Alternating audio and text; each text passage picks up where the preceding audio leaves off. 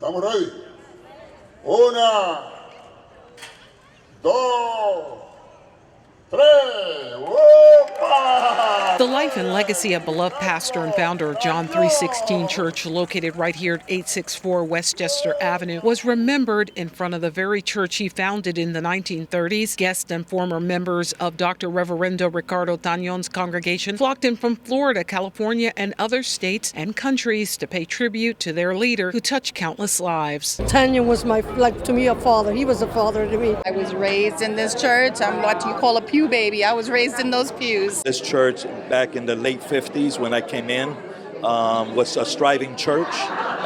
In the 60s and 70s, became one of the top 10 churches in the Assemblies of God. He believed wholeheartedly that the community of the Bronx was a community that was going to be blessed, and it was going to be blessed by the Word of God and by faithful men and women who would serve the Lord with all their hearts, mind, and soul. He was also the embodiment of hope in a neighborhood that needed it most. Now current pastors Reverend Roberto Lopez and his wife Rosalind talked about growing up in the church as children under Pastor Tanon, who was like a father figure. It's amazing today to be able to honor someone that was inspiration to a lot of people. Reverend Tanon's wife, Anna Tanon, also there for the ceremony, was key in the growth and development of the church that grew and expanded with satellite churches opening in other boroughs, cities, and countries. Daughter Denise Tanon talked about the historic day. Started off with 12 members, 8 actually, and it turned into a beautiful ministry. And when I see this, I see him. I feel him.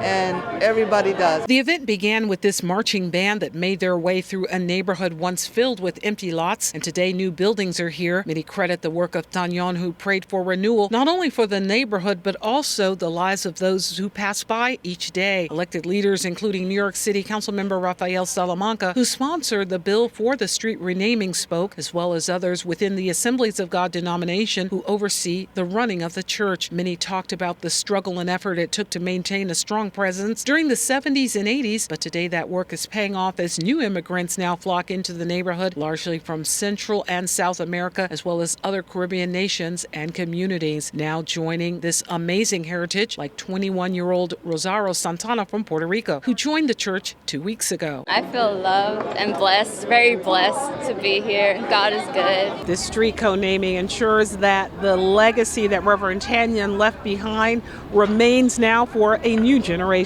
For Bronxnet, this is Arlene Makoko.